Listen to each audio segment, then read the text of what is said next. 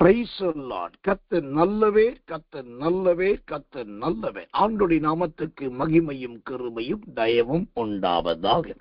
தேவனுடைய வார்த்தைக்கு ஆதாரமாய் பரிசுத்த வேதாகமத்திலிருந்து ஒரு வசனத்தை வாசிக்கிறேன். ஜெபத்தோடு கவனியுங்கள்.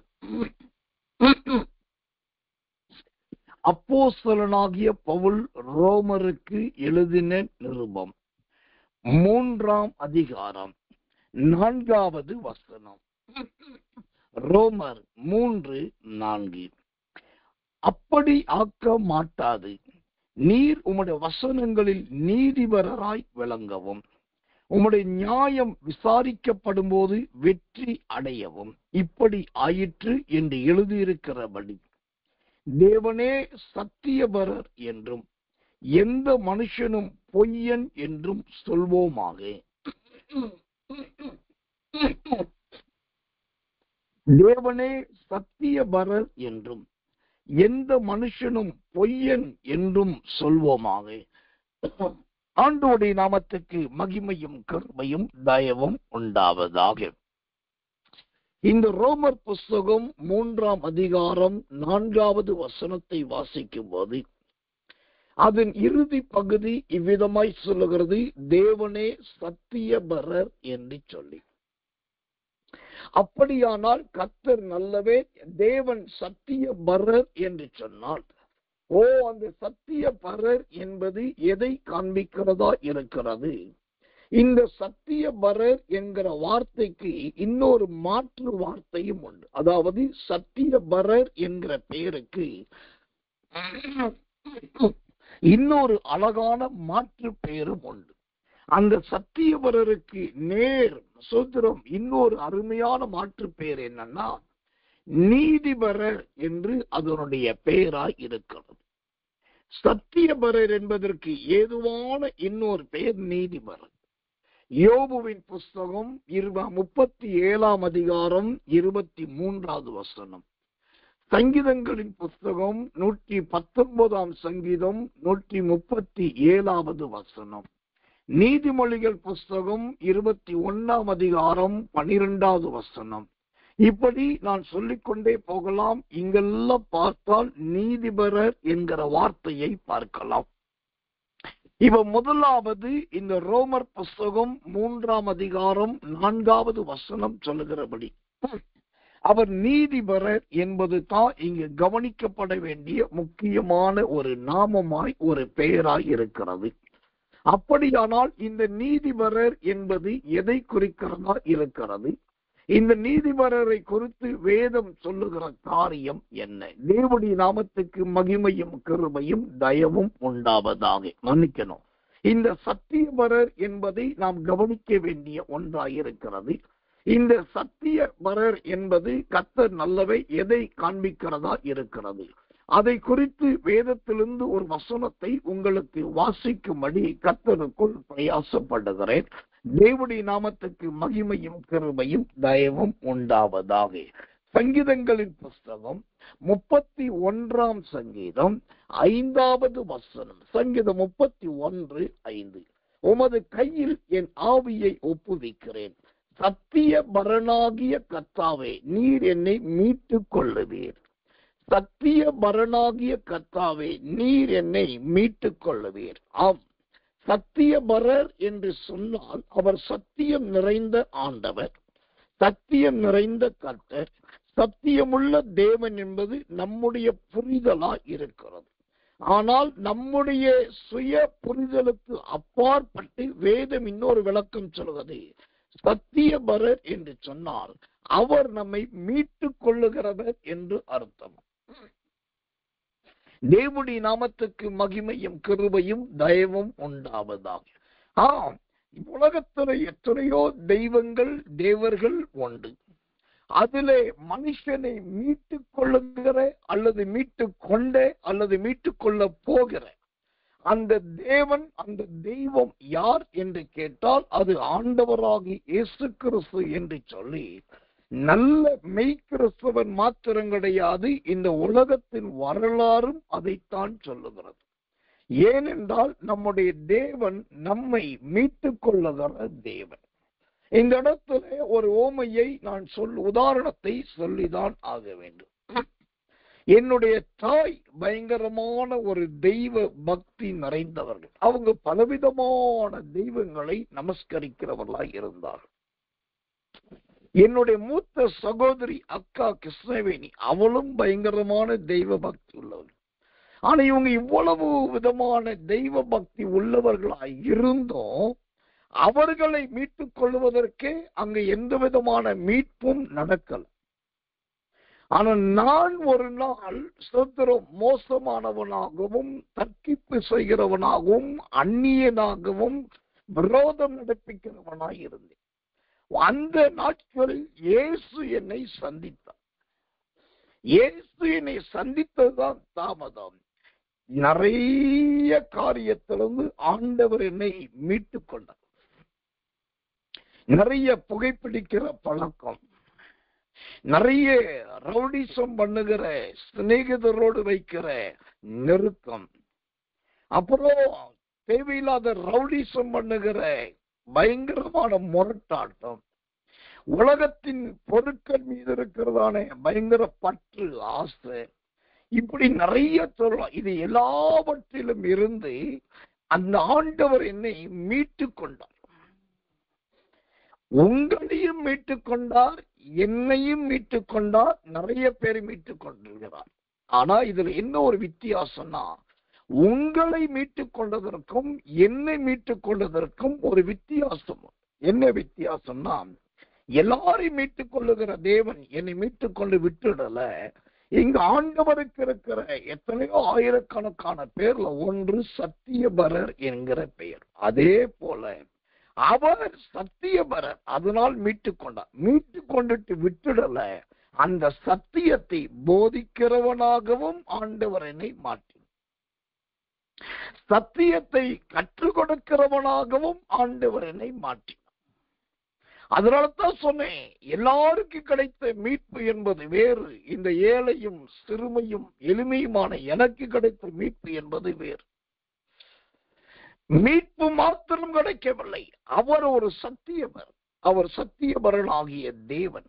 அவர் எப்படி சத்தியபரரோ அதே போல சத்தியத்தை சொல்லுகிற, சத்தியத்தை பேசுகிற, சத்தியத்தை அறிவிக்கிற, சத்தியத்தை போதிக்கிற, சத்தியத்தை உயர்த்தி பிடிக்கிற, சத்தியத்தை அடையாளமிடுகிற, சத்தியத்துக்காக நிற்கிற ஒரு மனுஷனாகவே கர்த்தர் மாற்றிவிட்டார்.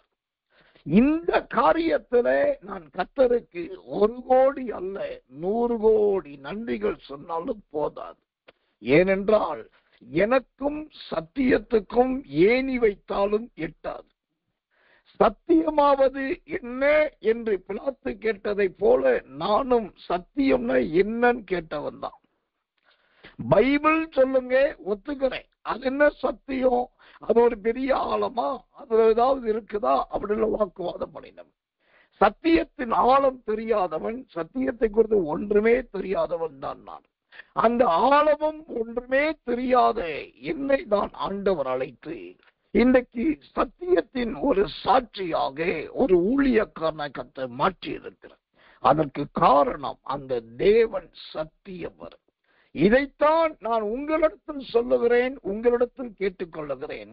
நாம் மீட்கப்பட்டால் போதும், இயேசு கிறிஸ்துவின் இரத்தத்தினால் கழுவப்பட்டால் போதும் என்று சொல்லுவது எல்லாமே பால் குடிக்கிற குழந்தையின் வளர்ச்சியை கொண்டது. நாம் மீட்கப்பட்டால் போதாது, ரட்சிக்கப்பட்டால் போதாது, இயேசுவின் இரத்தத்தினால் சுத்திகரிக்கப்பட்டால் போதாது, ஞானஸ்நானம் எடுக்கப்பட்டாது. அவர் எப்படி சத்தியபரரோ நாமும் சத்தியத்தை பேசுகிறவர்களாய் மாற வேண்டும். சத்தியத்தை எல்லா இடத்திலும் விளங்க காட்டுகிறவர்களாய் மாற வேண்டும். சத்தியத்துக்காக நிற்கிறவர்களாய் ஜீவிக்க வேண்டும். அதுதான் அந்த சத்தியபரருக்கு நாம் கொடுக்கிற மெய்யான ஒரு காணிக்கை. ஆண்டவரை மீட்டு விட்டார், கொடிய பாவத்திலிருந்து மீட்டெடுத்தார், என் அக்கிரமத்திலிருந்து என்னை கழுவினார், என் துன்மார்க்கத்திலிருந்து என்னை விடுவித்தார் என்று சொல்லுவது கடந்த காலத்தை குறித்த சாட்சி. ஆனா நான் சத்தியத்துக்காக இருக்கிறேன், சத்தியத்துக்காக ஊழியம் செய்கிறேன், சத்தியத்துக்காக பேசுகிறேன், சத்தியத்தை பறைசாற்றுகிறேன் என்று சொன்னால் அது நிகழ்கால சாட்சி. காலம் முழுவதும் கடந்த கால சாட்சியை மாத்திரம் சொல்லுவதனால் பெரிய மாற்றம் வரப்போவது இல்லை. ஆனால் நிகழ்காலத்துல எப்படி இருக்கிறோம் என்பதை சொல்ல வேண்டும். நீங்க இயேசு கிறிஸ்துவின் உபதேசங்கள், பிரசங்கங்கள், சத்தியங்களை மத்தேயு, மார்க்கு, லூக்கா, யோவான் இந்த 4 சுவிசேஷத்துல நீங்க நல்லா படிச்சு பாருங்க. நிறைய இடத்துல நான் யார் தெரியுமா, நான் மரியாளுடைய மகன், நான் யார் தெரியுமா, யோசேப்புடைய குமாரன், நான் யார் தெரியுமா, நான் இஸ்ரவேலன், நான் யார் தெரியுமா, நான் பெத்லெகேமில் பிறந்தவன், நான் யார் தெரியுமா, நான் எருசலேமியன் என்று சொல்லி தன்னுடைய கடந்த காலத்தை குறித்து ஆண்டவர் எங்கேயுமே பெருசா பேசல. ஆனா ஆண்டவர் எதை குறித்து சாட்சி சொன்னார் தெரியுமா?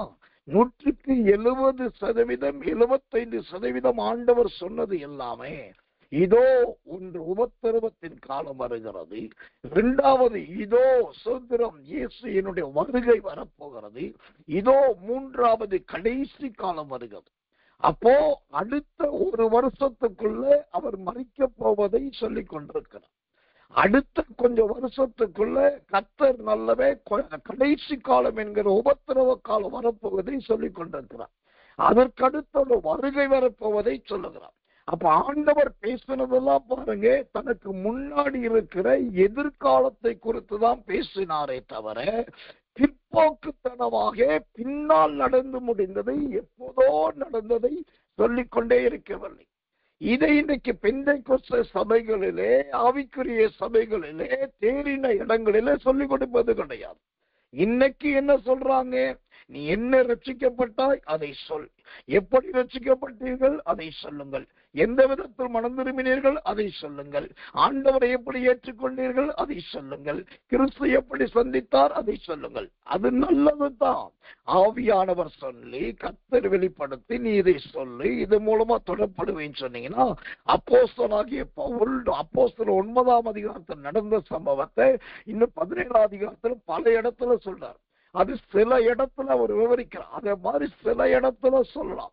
ஆனா காலம் முழுவதும் அதையே சொல்லுவது சத்தியம் கிடையாது. இயேசுவின் பிரசங்கம், இயேசுவின் உபதேசம், இயேசுவின் வெளிப்பாடு என்பது எதிர்காலத்தை பேசுவதாய் இருந்தது. இன்னும் கொஞ்ச நாட்களிலே என்னை கையுமையுமாய் பிடித்துக் கொண்டு போவார்கள், என்னை உபத்திரவப்படுத்துவார்கள். அடுத்த கொஞ்ச நாட்களிலே நீங்கள் எல்லாம் சிதறி போவீர்கள். அடுத்த கொஞ்ச நாட்களிலே உலகத்துக்கு உபத்திரவம் நேரிடும். அதுக்கு அடுத்த கொஞ்ச நாளிலே என்னுடைய வருகை, பகிரங்க வருகை இருக்கும். அதற்கடுத்து பூமிக்கு முடிவு வரும் என்று சொல்லி தனக்கு எதிரே இருக்கிற இனி வரப்போகிற எதிர்காலத்தை குறித்து பேசிடும். ஒரு முதிர்ந்த தேவ மனுஷன், முதிர்ந்த தேவ மனுஷி, முதிர்ந்த தேவ பிள்ளைன்னா நடந்து முடிந்ததை அல்ல, இனி நடக்க போவதை பேசுவாங்க. அப்ப நடந்து முடிந்ததை பேசுகிறவர்கள் யாருன்னா வரலாற்று ஆசிரியர்களும் பூகோள ஆசிரியர்கள் மட்டும்தான் நடந்து முடிந்ததை பேசுவாங்க.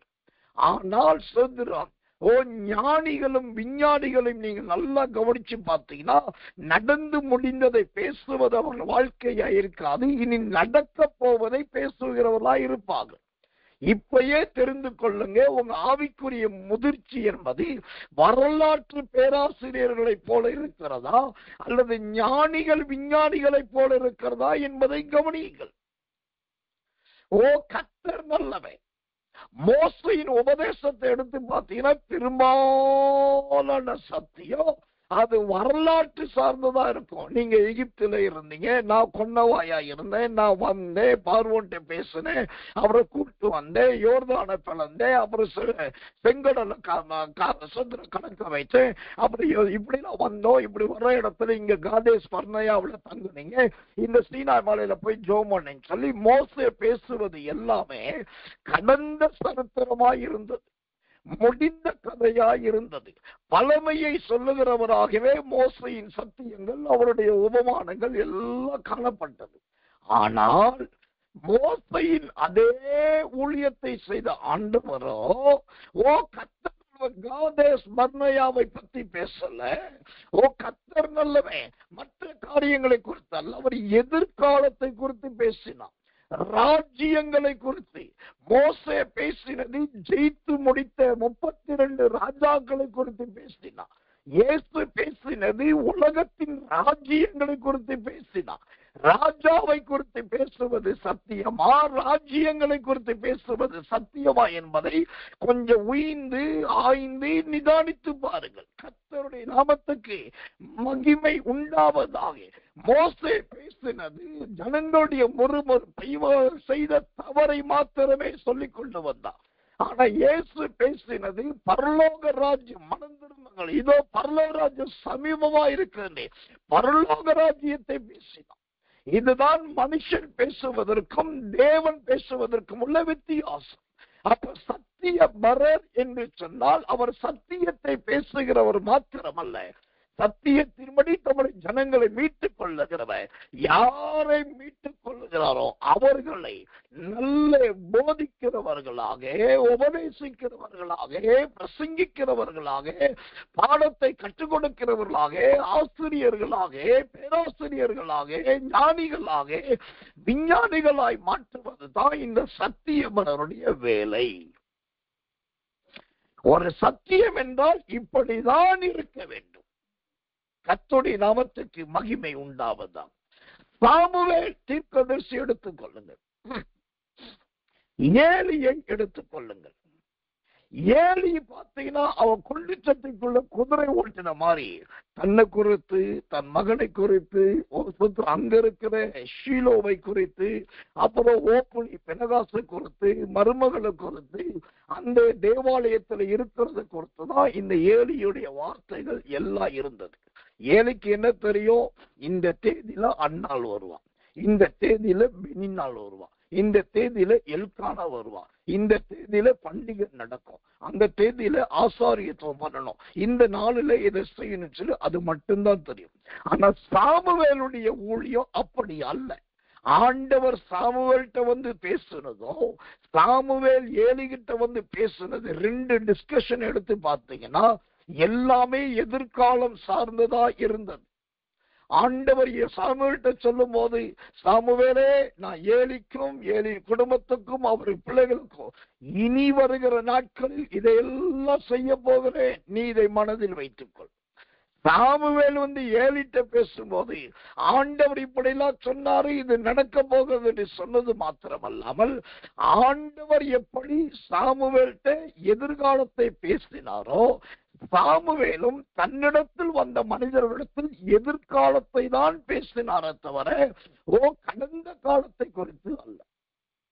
உதாரணத்துக்கு சவுல் என்கிற மனுஷன் 5 நாடுகள் வழியாய் நடந்தே வர்றான். 4 நாடுகள், ஒரு மலை பிரதேசம், 5 கடந்து சாமுவேல்கிட்ட வரும்போது சாமுவேல் சுருக்கமா ஒரு வார்த்தை சொன்னார், நீ மேல போய் தங்கிக்க, நாளைக்கு காலையில நீ போகிற வழியில செய்ய வேண்டியது எல்லாவற்றையும் நான் உனக்கு சொல்லுவேன்.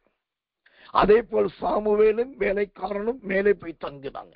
மறுநாள் காலை சாமுவேல் எழுந்து புறப்படுவதற்கு ஆயத்தப்படு என்று சொன்னான். சவுல் புறப்பட்டு ஆயத்தம், வேலைக்காரன் முன்னாக போயிட்டான். இப்ப சாமுவேல் என்ன சொன்னார் தெரியுமா? சவுலே, நீ போகிற இடத்துல கர்த்தருடைய ஆவியான உண்மையில் இறங்குவார், நீ தீர்க்க தரிசனம் சொல்லுவாய், நீ வேறு மனுஷன் ஆவாய், அதை கடந்து போவாய். அங்க ஒரு 3 பேர் மனிதர்கள் வருவாங்க, அவங்க 2 அப்பத்தை கொடுப்பாங்க, அதை நீ கையில வாங்குவ, அப்புறம் நீ தீர்க்க தரிசனம் சொல்லுவ, அவர்களும் தீர்க்க தரிசனம் சொல்லுவாங்க. அங்கு தம்புரு இசைக்கருவிகள் வாசிக்கப்படும், அவர்களோடு நீ நடனம் பண்ணுவாய், அங்கு தீர்க்க தரிசனம் ஒருவனோ என்று உன்னை குறித்து சொல்லுவார்கள். இப்படி சாமுவேல் சவுல்கிட்ட பேசுனது எல்லாமே இனி நடக்க போகிறதையும் இனி சம்பவிக்க போகிறதையும் எதிர்காலத்தை குறித்து திட்டமான முறையில அழகாய் விவரித்தார். ஒரு தேறின போதகன், தேறின மெய்ப்பன், தேறின ஆசாரியன், தேறின விசுவாசி, தேறின தேவ பிள்ளை, தேறின ஊழியக்காரன் சோத்திரம் கதை சொல்லுகிறவர்களாய் அல்ல, எதிர்காலத்தை சொல்லுகிறவர்களாய் இருப்பார்கள். வரக்கூடிய காலத்தை விவரிக்கிறவர்களாய் இருப்பார்கள். ஏனென்றால் அவர்கள் செய்கிற ஊழியம் சத்தியபரருக்கு. அந்த ரோமர் 3:4 அவர் சத்தியபரர். சத்தியபரர் என்றால் மீட்டுக் கொள்ளுகிறவர். மீட்டுக் கொள்ளுகிற அவர் எதிர்காலத்தை குறித்து தம்மால் மீட்டுக் கொள்ளப்பட்டவர்களுக்கு சொல்லிக் கொடுக்கிற தேவன். இந்த சொல்லிக் கொடுக்கிற வேலையை ஆண்டவர் எதிர்காலத்தை குறித்து சொல்லும் போது சாகிற வரைக்கும் அதை தாங்க இயேசு பேசினார். ஒரு நேரம் வந்தது, இயேசு சாக போகிறார். ஓ, என்னை இப்போது ஒருவன் காட்டி கொடுக்க போகிறான், காட்டி கொடுத்து விட்டான் அல்ல, காட்டி கொடுக்க போகிறான்னு சொன்னார். அதோடு முடியல. சரி, செத்தாரு, அடக்கம் பண்ணப்பட்டார், அதோடு முடிஞ்சிட்டாரா? இல்ல, உயிர்த்தெழுந்து வந்தார். அப்புறமும் எதிர்காலத்துல பேசினார். சொன்னார் சீசர்கிட்ட, நீங்க போங்க, எருசலேமில போய் மேல் அறையில காத்திருங்க. இந்நாள் அனுப்பப்படுகிற தேற்றரவாளனை பரிசுத்த ஆவியாளர் வந்து நிரப்புவார் என்று நடக்க போகிறதை, இனி சம்பவிக்க போகிறதை முன்கூட்டியே சொன்னார்.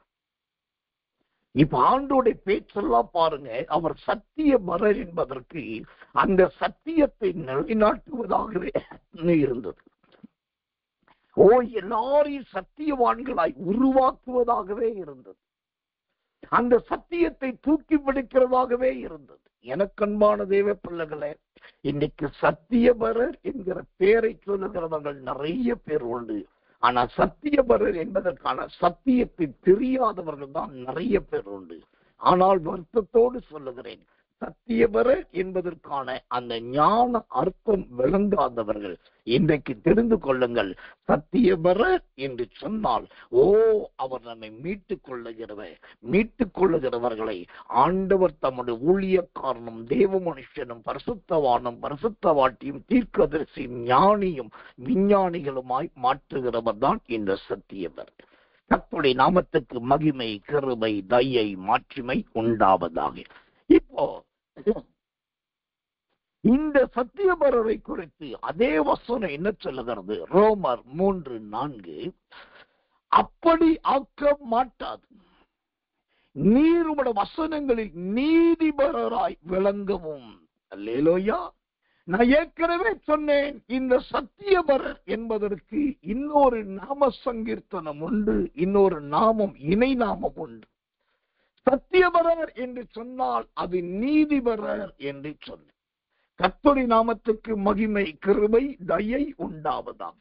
அப்படியானால் எனக்கன்பான தேவ பிள்ளைகளே, இந்த நீதிபரராகிய அந்த தேவன் தான் இந்த சத்தியபரராய் காணப்படுகிறார்.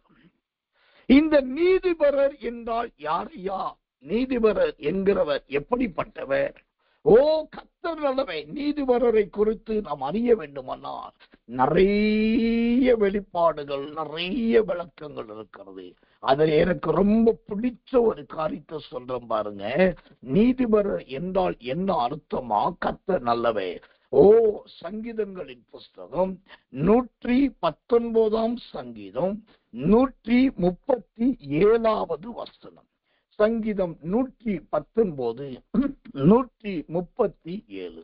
கர்த்தாவே, நீர் நீதிபரர், உமது நியாய தீர்ப்புகள் செம்மையானவைகள். அல்லேலூயா. நீதிபரர் என்று சொன்னால் அவர் செம்மையானவர். சத்தியபரர் என்று சொன்னால் மீட்டுக் கொள்ளுகிறவர். ஆனால் நீதிபரர் என்று சொன்னால் செம்மையானவர். ஆம், சத்தியத்தை பேசுகிறவர்கள் செம்மையானவர்களாய் இருப்பார்கள். செம்மையாய் நடக்க விரும்புகிறவர்கள் மட்டும்தான் சத்தியத்துக்காக வாழவும் முடியும். சத்தியத்தையும் செம்மையான ஜீவியத்தையும் ஒன்றை விட்டு ஒன்றை பிரிக்கவே முடியாது. அதனாலதான் அவர் நீதிபரர். அந்த நீதிபரர் என்று சொன்னால் அவர் செம்மையான தேவன். அல்லேலூயா. செம்மையானவர். செம்மை என்றால் என்ன? அந்த செம்மை என்பது எதை குறிக்கிறது? செம்மை என்கிற வார்த்தைக்கு வேதம் கொடுக்கிற அற்புதமான விளக்கம் என்ன என்பதை அறிந்து கொள்ளுங்கள் தேவ பிள்ளைகளே. ஓ, கர்த்தர் நல்லவே.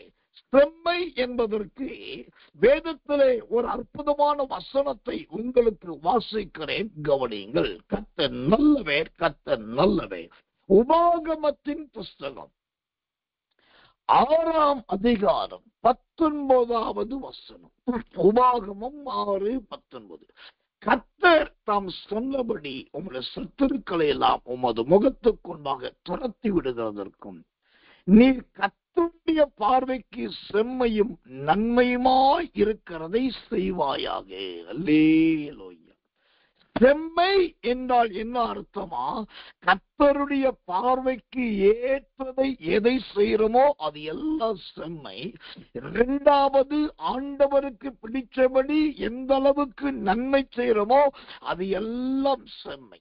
அப்ப தேவனுடைய பார்வைக்கு ஏற்றபடியும் நன்மையும் செய்வதற்கு பேர் தான் செம்மை. இந்த செய்தியை கேட்கிற விசுவாச தேவ பிள்ளைகளே, சகோதர சகோதரிகளே, உங்க ஜீவியத்திலே இந்த சத்தியபரர் என்கிற நீதிபரர் என்றால் செம்மையானவர். அந்த செம்மையான தேவனை ஆராதிக்கிற நீங்கள் உங்க கிரியைகளில் செம்மையானதை செய்கிறவர்களா இருக்கிறீர்களா?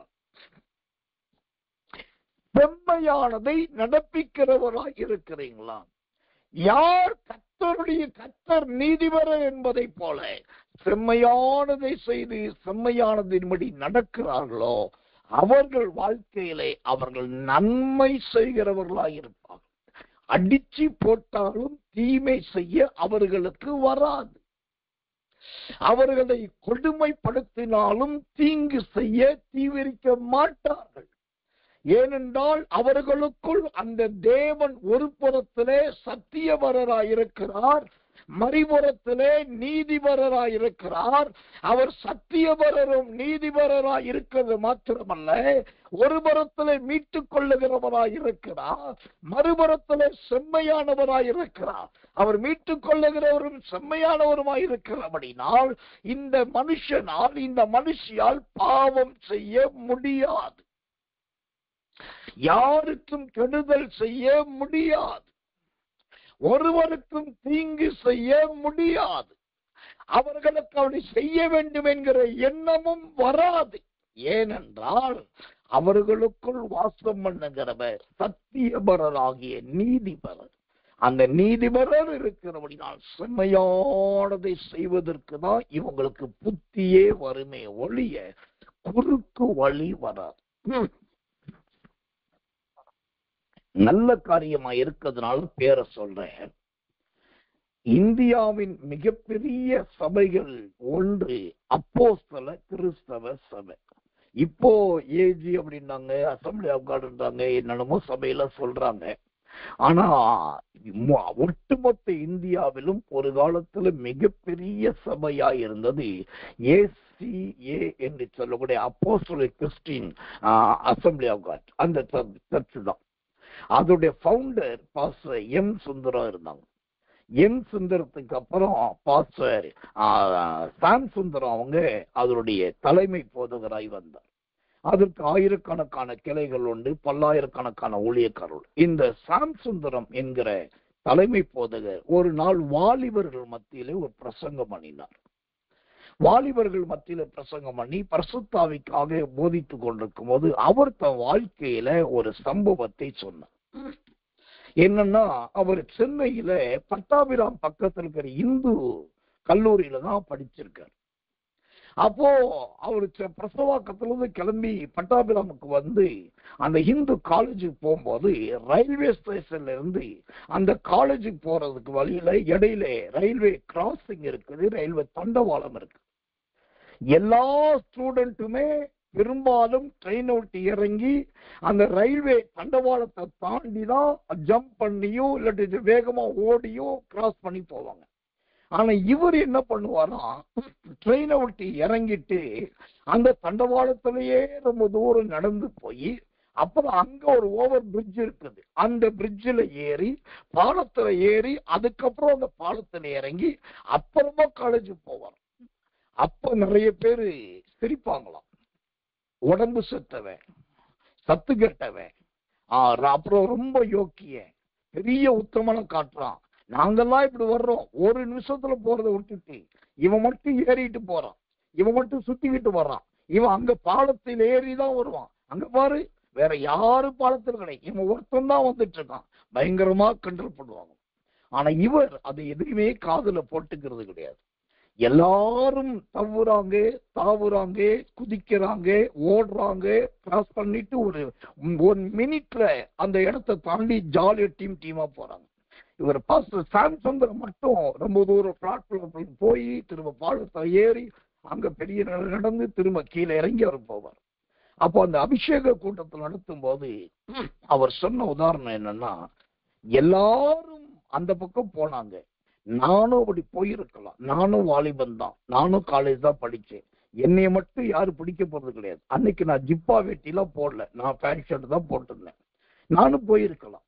ஆனா எல்லாரும் போறபடி நான் போகக்கூடாது. நான் ஊழியக்காரன், நான் ஊழியத்தை ஒப்பு கொடுத்திருக்கிறேன்.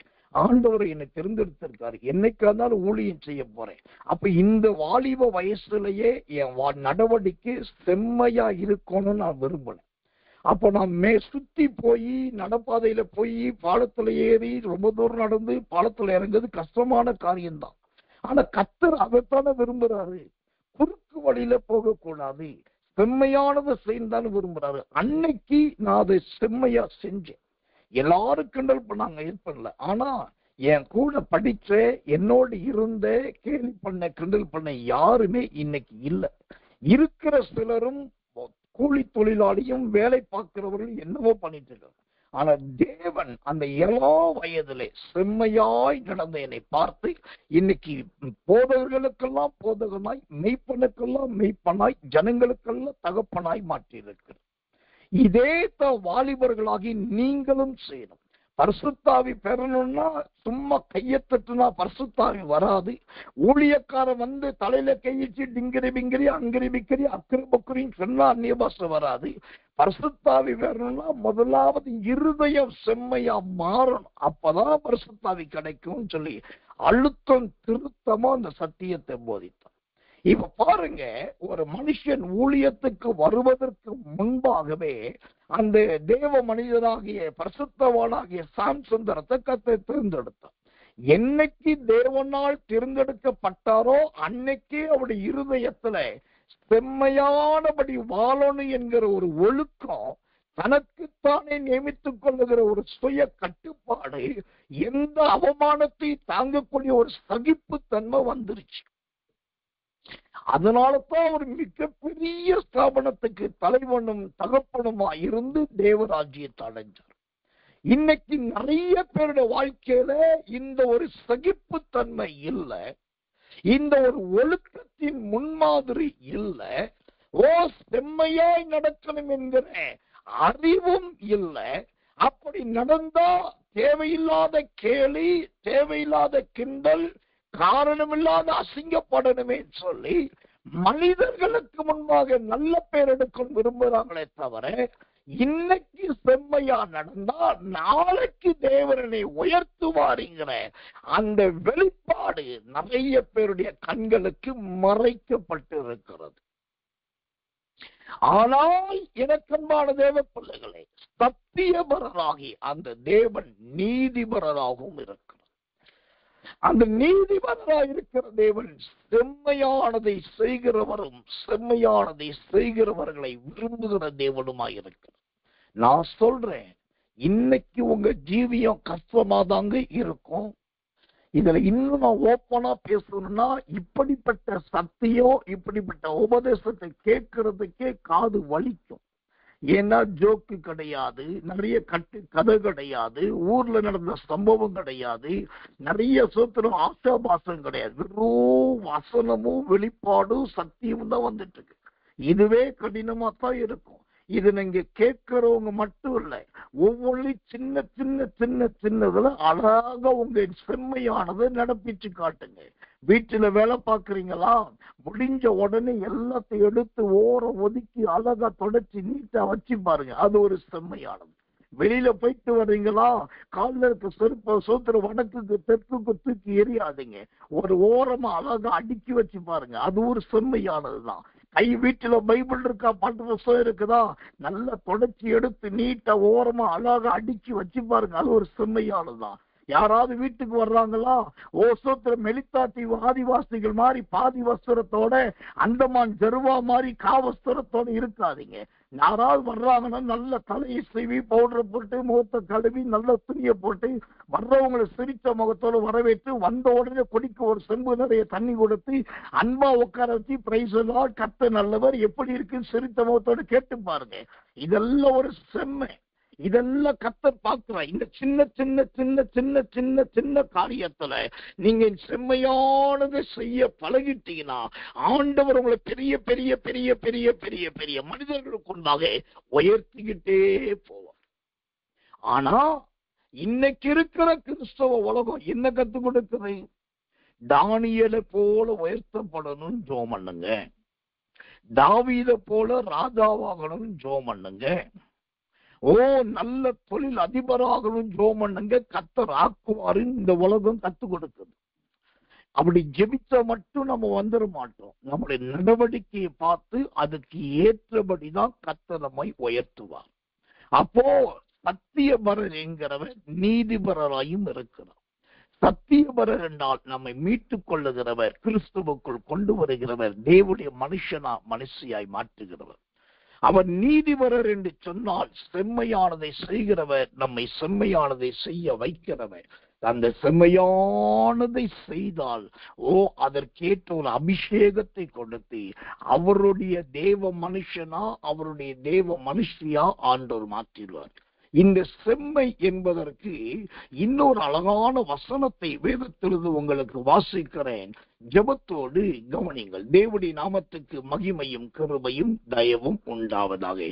செம்மை என்பதை குறித்த அருமையான ஒரு வார்த்தை. கர்த்தர் நல்லவே, கர்த்தர் நல்லவே. ஆபகுக் தீர்க்க தரிசனத்தின் புஸ்தகம் 2ஆம் அதிகாரம் 4வது வசனம். ஆபகுக் 2:4 வாசிக்கிற. இதோ அகங்காரியாய் இருக்கிறானே, அவனுடைய ஆத்துமா அவனுக்குள் செம்மையானது அல்ல, தன் விசுவாசத்தினாலே நீதிமான் பிழைப்பான். அல்லேலூயா. இங்கு செம்மையானது என்கிற வார்த்தைக்கும் செம்மையானது என்கிற வாழ்க்கைக்கும் ஒரு போராட்டத்துக்குரிய ஒரு எதிரியை சந்திக்கிறோம். செம்மையாய் ஜீவிக்க விரும்புகிறவர்களுக்கும் செம்மையாய் வாழ விரும்புகிறவர்களுக்கும் ஒரு எதிரி என்னன்னா அதுதான் அகங்காரி அல்லது அகங்காரன். அகங்காரியா இருக்கிறவன் சோத்திரம் அவனுடைய ஆத்துமா செம்மையானதா இருப்பது கிடையாது. அகங்காரம் என்றால் என்ன? நான் விரும்புறது மட்டும் நடக்கணும், நான் சொல்றதுதான் செய்யணும், ஏன் உத்தரவு இல்லாம என் உரிமை இல்லாம எதுவும் நடக்க கூடாது.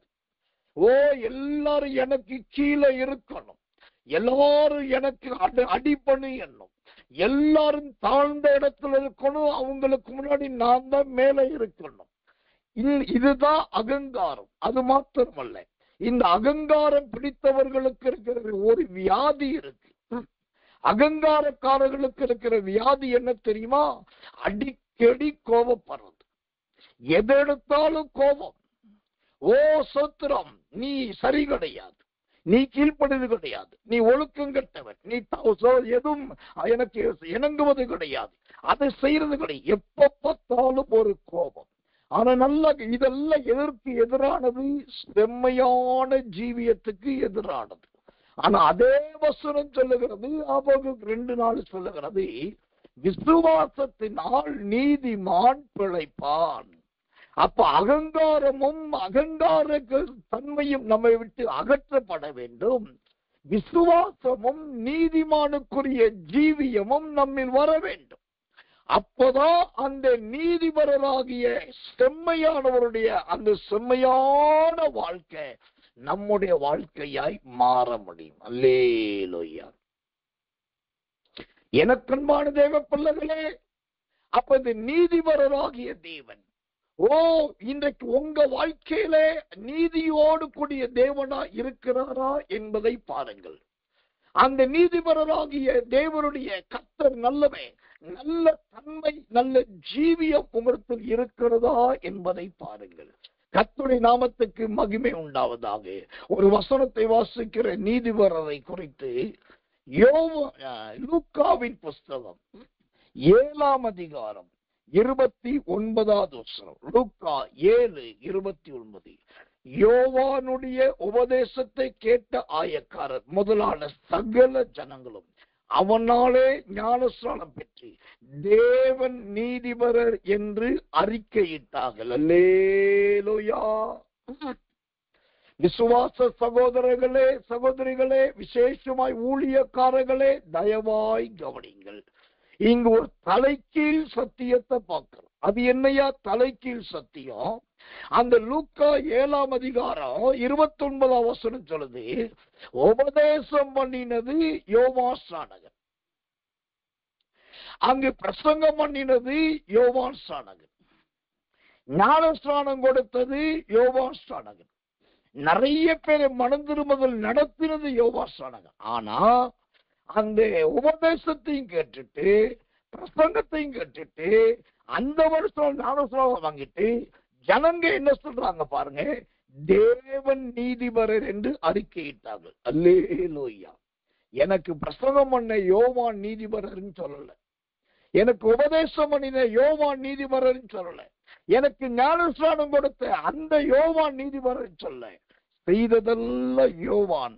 ஆனா நீதிபரர் என்கிற பெயர் தேவனுக்கு வந்து. இதுதான் இன்னைக்கு பெந்தெகோஸ்தே வாழ்க்கையில ஆவிக்குரிய அனுபவத்துல ரொம்ப தேவையான. ஏன்னா ஊழியம் செய்ய வேண்டியது நம்முடைய தலைமையில விழுந்த கடமை. சத்தியத்தின்படி ஜீவிப்பது தேவன் நமக்கு கற்றுக் கொடுத்த உபதேசத்துல ஒன்று. செம்மையாய் வாழும் போது பரலோகத்தை அடைய முடியும். இதெல்லாம் இருந்தாலும் இதனுடைய புகழ்ச்சி என்பது யாருக்கு சேர வேண்டும்? தேவனுக்கு போய் சேர வேண்டும். ஒரு காலத்துல கிறிஸ்தவ ஸ்பெஷல் மீட்டிங்ஸ், கன்வென்ஷன் மீட்டிங், அதுல நோட்டீஸ்ல பேர் போடுறதுக்கு ஊழியக்காரர்கள் பயந்தாங்க. அதுல அப்புறம் கொஞ்ச காலம் கடைஞ்சி ஊழியக்காரர் தங்க பேர் போட்டுக்கல. கொஞ்ச காலம் கடந்தது, செய்தியாளர்கள் யார் ஸ்பெஷல் ஸ்பீக்கரா வந்தாங்களோ அவங்க பேர்கள் மட்டும்தான் போட்டாங்க.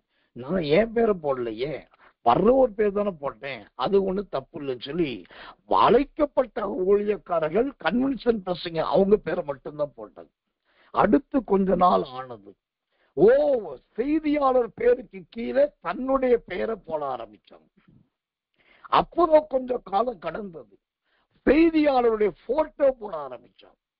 அப்புறம் கொஞ்சம் காலம் கடந்தது, செய்தியாளர் போட்டோவோடு ஊழியக்காரருடைய போட்டோ வந்தது. இப்ப நடக்கிறது என்ன?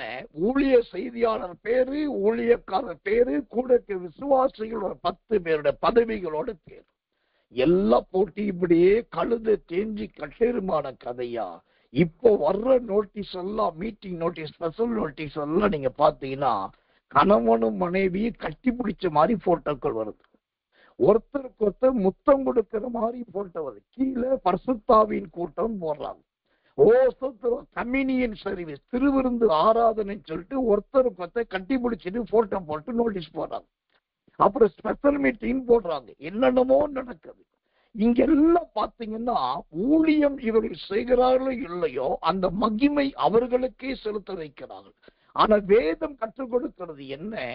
இந்த யோவான் ஸ்நானகன் என்கிற அற்புதமான தேவ மனுஷன் செம்மையான ஒரு ஊழியத்தை செஞ்சதுனால உபதேசம் பண்ணினது அவர், ஆயக்காரரை நடத்தினது அவர், பிரசங்கம் பண்ணினது அவர், ஞானஸ்நானம் கொடுத்தது அவர். ஆனால் அவர் துதியை ஜனங்களுக்கு யாரை சொல்ல வைச்சார்னா தேவனை சொல்ல வைத்தார்.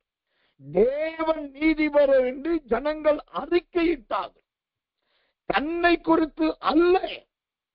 அப்போ வேதத்தின்படி இருந்த அந்த சத்தியபர நீதிபருடைய காலம் எப்படி இருந்தது, இப்போது இருக்கிற ஊழியங்கள் எப்படி இருக்கிறது? நம்முடைய வாழ்க்கையில இதெல்லாம் நிதானித்து அறியணும், இதெல்லாம் கவனிச்சு பார்க்கணும். தேவனை மகிமைப்படுத்தாதே, தேவனை உயர்த்தாதே, தேவனை பிரபல்யப்படுத்தாதே, தேவனுடைய முகத்தையோ தேவனுடைய பெயரையோ மறைத்து தன்னை வெளிப்படுத்துகிற எந்த காரியத்தோடு நாம் ஒத்து போகவே கூடாது. ஏனென்றால் ஒரு பக்கத்திலே அவர் சத்தியபரர், மறுபக்கத்திலே அவர் நீதிபரர். இந்த சத்தியபரரையும் நீதிபரரையும் நாம் தேவனாய் கொண்டிருக்கிறபடினால் அவரால் மீட்கப்பட்ட நாம் அவருக்காக செம்மையானவர்களாய் வாழ வேண்டும். அந்த அவருக்காக செம்மையானவர்களாய் வாழ்ந்தால் தேவனுடைய ராஜ்யம் நிச்சயம் நமக்கு பங்கு உண்டு.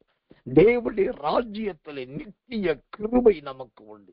தேவனுடைய ராஜ்யத்திலே நமக்கு ஒரு சுதந்திரம் உண்டு.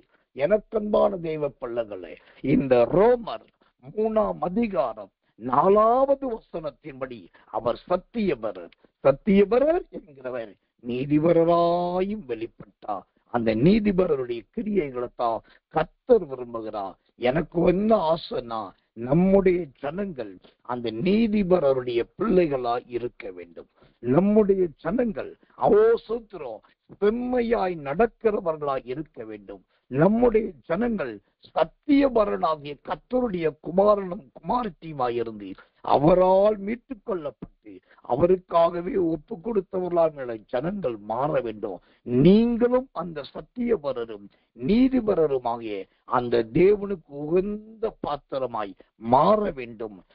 இந்த உலகத்தில் இருக்கிற மாயை எல்லாவற்றையும் நாம் வெறுத்து கடைசியில் ஒரு நாள் அந்த ராஜ்யத்தை பங்கடைகிற அந்த தேவனுடைய ராஜ்யத்தில் பிரவேசிக்கிற அதற்கு ஏற்ற வாழ்க்கையை உங்களுக்கும் எனக்கும் கர்த்தர் கொடுக்க வேண்டும். நாம் ஒரு குழுவாய், நாம் ஒரு கூட்டமாய், நாம் ஒரு குடும்பமாய் எல்லாரும் சேர்ந்து ஒன்றாய் தேவனுடைய ராஜ்யத்தை அடைய வேண்டும். தேவனுடைய வருகையில் எடுத்துக் கொள்ளப்பட வேண்டும். அந்த பாக்கியத்தை கர்த்தர் கொடுத்து இந்நாள் முதல் சத்தியபரருக்கும் நீதிபரருக்கும் ஏதுவான ஒரு ஜீவியத்தை ஜீவிக்க கர்த்தர் உதவி செய்வாராக. கண்களை மூடி ஒப்பு கொடுத்து எல்லாரும் கர்த்தரை ஸ்தோத்திரம் பண்ண போறோம். எல்லாரும் ஆவியில நிரம்பி 1-2 நிமிடங்கள் அப்படியே கர்த்தரை துதிக்க போகிறோம். ஆண்டவரே, ரோமர் 3:4 நீ நல்ல சத்தியபரர் அல்லவா?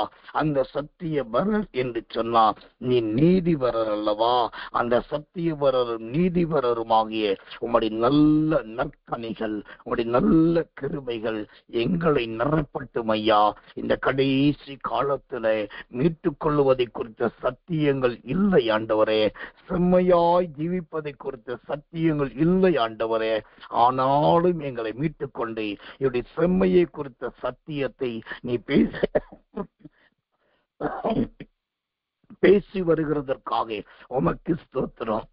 என்னையும் அப்படி மாற்றும் என்று சொல்லி ஆவில நிரம்பி ஒப்பு கொடுத்து எல்லாரும் கர்த்தரை ஸ்தோத்திரம் பண்ணுவோம் இயேசுவின் நாமத்தினால். அன்புள்ள நல்ல பரமபிதாவே, நல்ல அருமையான இந்த சாயங்காலம் கடந்த ராத்திரி நேரத்தில் ரோமர் 3ஆம் அதிகாரம் 4வது வசனத்தின்படி சத்தியபரர் என்கிற உம்முடைய திருநாமத்தை கொண்டு நாங்கள் உம்முடைய சத்தியத்தை ஆராய, அதற்கான தாற்பயங்களை அறிந்து கொள்ள, எப்படிதான் கர்த்தருக்கு வாழ வேண்டும் என்கிற அடிப்படை ஜீவியத்தை நீர் எங்களுக்கு கற்றுக் கொடுத்ததற்காக 1 கோடி ஸ்தோத்திரம் ஆண்டவரே. ஆண்டோடைய அபிஷேகமும் கிருபையும் உண்டாவதாக. இந்த சத்தியபரர் நீதிபரருக்குரிய இந்த மெய்யான வெளிச்சம் பிள்ளைகளுக்குள் உண்டாகட்டும். இவர் ஜீவியத்திலே உண்டாகட்டும், பேச்சிலே நடக்கையிலே உண்டாகட்டும், வாழ்க்கையிலே அனுபவத்திலே உண்டாகட்டும்.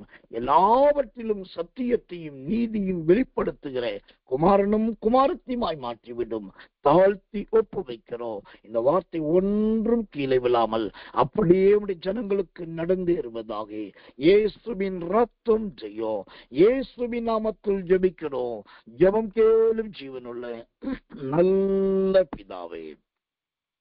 ஆமென், ஆமென், ஆமென்.